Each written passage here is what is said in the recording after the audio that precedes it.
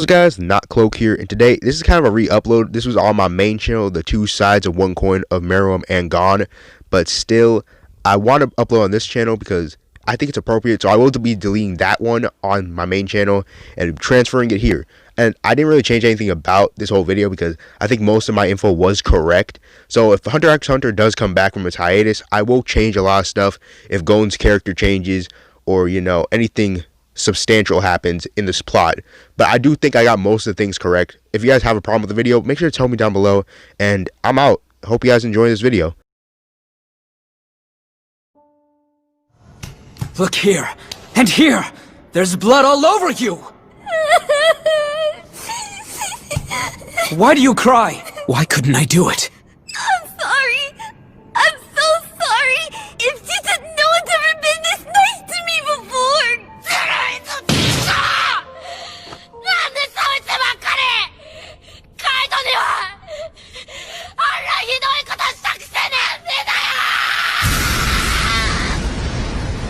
Gon and Meruem, despite not fighting each other, what if I told you guys that these two mirror each other, and not only that, and that they parallel each other's development?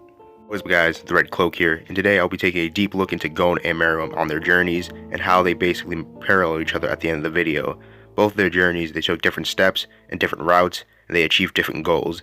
And I'll be talking about this in this video. Also want to say this, if you are a Hunter x Hunter fan, make sure to subscribe because I may be doing more Hunter x Hunter videos. So again, subscribe if you want more Hunter x Hunter videos. And let's get started with this analysis video. It's best if I go with Meruem first because when I get to Gon segment, I will talk about the parallels and how they mirror each other. So when I get to Gon segment, I'm going to tell you guys how they mirror each other and how they're kind of the same in development. The thing Meruem does when he basically is born, he kills a Chimera Ant officer with no regard for its life. He does not care.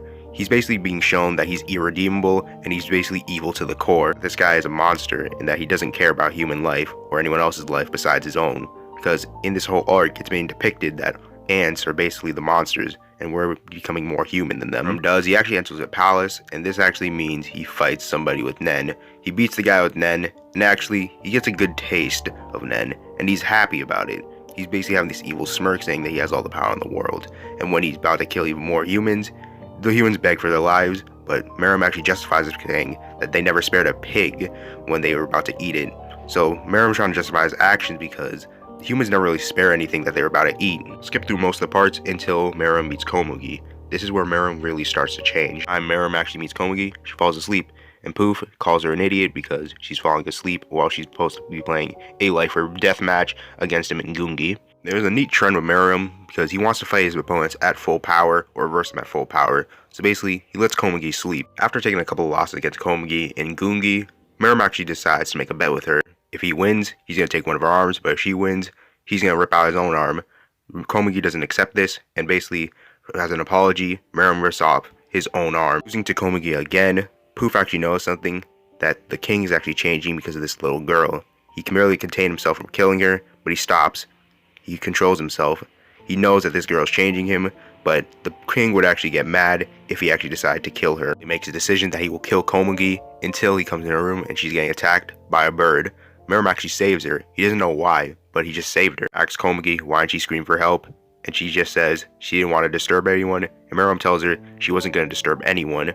Meruem's questioned himself, what is up with this girl, and why does she cry? Meruem is finally noticing what humanity is, because Komugi embodies it. Another hint of Meruem getting humanized by Komugi. After this, Meruem actually scolds Pito for not protecting Komugi, and he tells her that Komugi will be a top priority for you as well. If it was old Meruem, he probably wouldn't care. He probably just let Komugi die, and he wouldn't scold Pito for this, because he doesn't care about humanity. But this one is starting to change. He's changing a lot. When the palace gets attacked, Komugi gets in the middle of it, and she gets gravely injured. Instead of Meruem not caring about her life and disregarding her, he actually cares. He carries her gently and tells Pito, he begs her to actually heal her. Meruem decides to fight Sir Netero and Zoldyck outside, so no one else or Komugi gets hurt. Meruem fights Sir Netero. He doesn't just go guns blazing. He actually wants to talk with Netero. He does say, I still want to rule the world, but humans are those who I should protect. Ideology is gone. His old ideology was basically destroy the weak and basically the strong conquers. Meruem's new ideology is protect the weak and make sure the strong keeps on protecting the weak so they don't get hurt. Not accept Netero's offer to basically fight, so he just sits down and even agrees that he'll leave the palace, but Netero keeps on resisting and he actually attacks him with the first hand, which does nothing. Meruem gives him a compliment on his strength, but still does nothing. Meruem actually asks him again, sit down and let's have a chat. Netero resists again and he attacks, going, and Netero decides, would you like to know your name, Meruem? Meruem would accept this, and Netero says if you can make him defeat, he will actually tell him the name of the king. Yeah, Netero actually sacrificed himself by doing a self-destruct, who actually gets Meruem the blast, but Meruem gets resurrected by his two subordinates. When Meruem is actually resurrected, he seems like a changed man, and Meruem actually knows that his two subordinates are hiding something from him. When Meruem uses N on everything, or on everyone, he actually knows from Palm, reading her emotions, that Meruem is going to die soon. Meruem now has no purpose, but he wants to find Komagi to spend his final moments with her. Actually finds Palm, and instead of torturing her or beating her up for the information where Komagi is, he begs and pleads and goes on his knees and says, please, let me find Komagi, or help me find Komagi. I'll do anything. In Hunter x Hunter, the ants are basically depicted as becoming more human, while as humans are becoming more of monsters. And Meruem does find Komagi. He does, and he spends his final moments with her. And Meruem actually does say he was born to be with Komagi. Meruem and Komagi has been through his whole saga, and his whole development is over. He's become humanized at the cost of his death, but he doesn't care.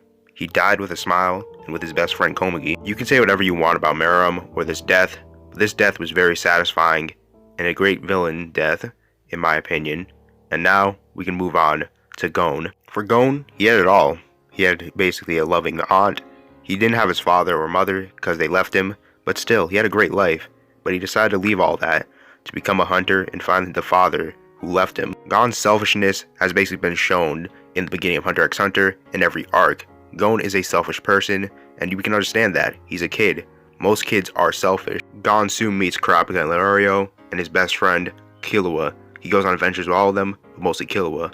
But we'll start with the Hunter exam. It'll be pretty brief, and then we get into the Chimera Ants arc. When Gon versus Han, he actually doesn't give up.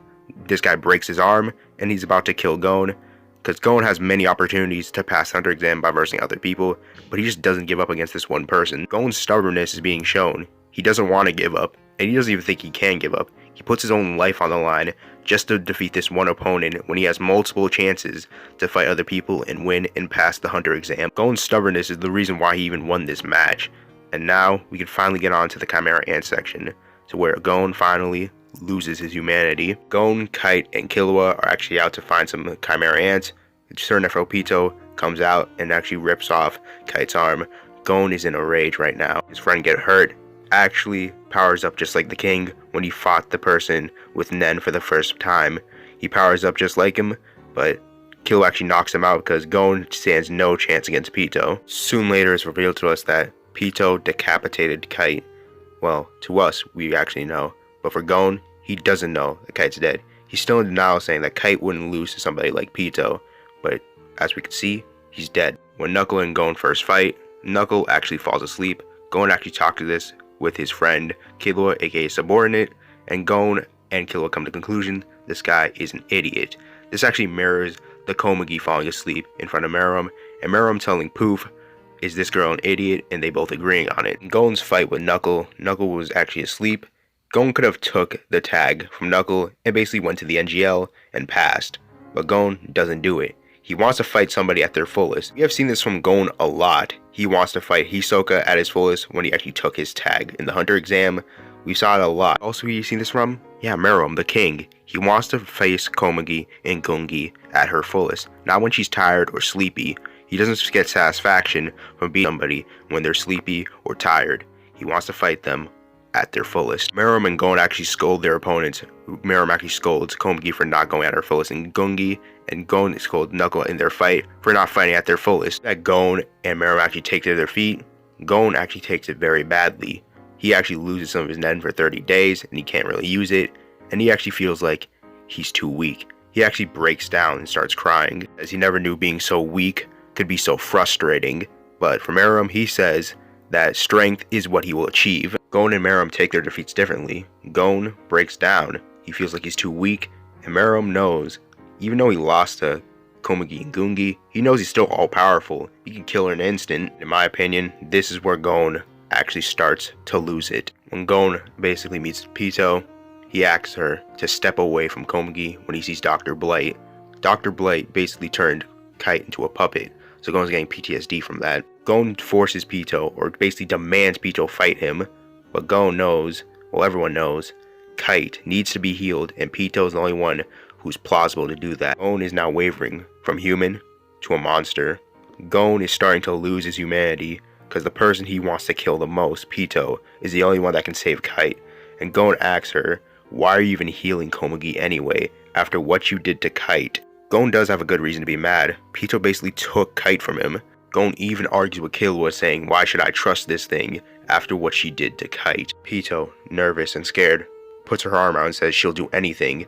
She'll do anything Gon wants, but he just has to wait until Komagi's healed. There was the situation Meruem had with Netero. Meruem wanted to talk with Netero, while Gon is not really in a talking mood. He just wants to get straight into the fight. He's basically a different Meruem, a Meruem who doesn't care about the consequences right now. He just wants to get his revenge.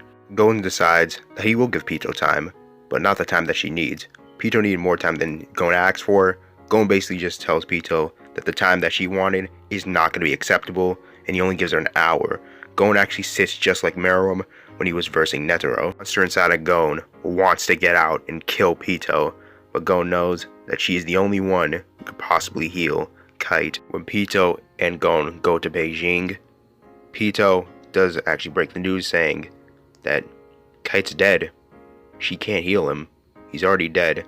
Gon breaks down in tears. Gon now has lost his purpose. He lost everything that he was working for. Kite is now gone, and Gon doesn't know what to do. Gon blames himself for a moment until Pito says that she's going to kill him now, and Gon decides to let the monster out.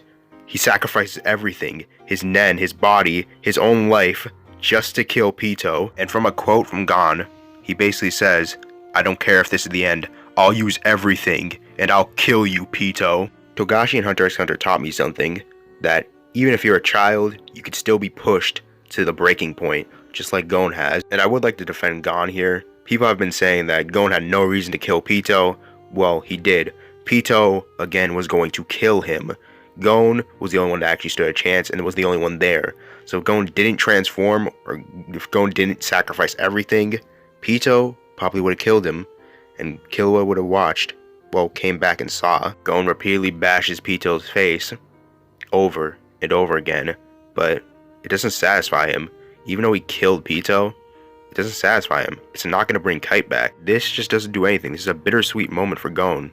Gon's transformation from human to monster is complete, and for Gon, his humanity's gone, while Meruem gained his humanity. And when Pito basically gets back up and cuts off Gon's arm, Gon wanted that to happen. He wanted to be just like Kite, and when he grabs his arm back, he does a good old Meruem gesture and actually gives his opponent his arm. He may have won the battle, but at what cost? His nen, his body, his own life, and his own friend leaving him after that? Gon lost. Even though he beat Pito, he lost. Gon is the final example of what Togashi and Hunter x Hunter was telling us, that humans are far worse than ants. I do want to end this off right now, but I do want to say something. In ending 5 Hunter x Hunter or Hita, basically it is called the two sides of one coin. Gon is on one side, and Meruem's on the other. How Meruem gained his humanity, and how Gon basically lost it. He basically lost everything. His body, his nen, he almost died, and Killua left him after this arc. Hunter x Hunter was never about pure evil. It was about conflict. It was about battling internal demons, which Gon lost. He lost that battle against his internal demon. And Meruem, he gained his humanity, just like all ants. All the ants gained their humanity, except Poof. But tell me what you guys think about this character analysis video. It's been the Red Cloak. I'll be signing off. Hope you guys have a great rest of the day, and I'm out.